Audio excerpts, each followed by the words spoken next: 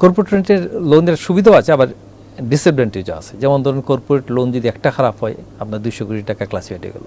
আপনি যদি retail loan আপনার 10টা খারাপ হয় 10টাতে 1 কোটি টাকা যাবে না।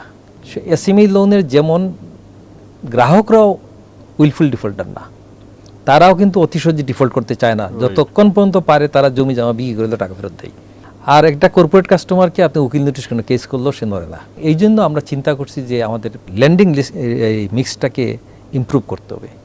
আমাদের এই মুহূর্তে আমরা চাচ্ছি, আমাদের টার্গেট হলো 30% রিটেল লোন, 30% এসএমই লোন আর 40% কর্পোরেট লোনে নিয়ে আসা, 90 থেকে 40-তে। এখন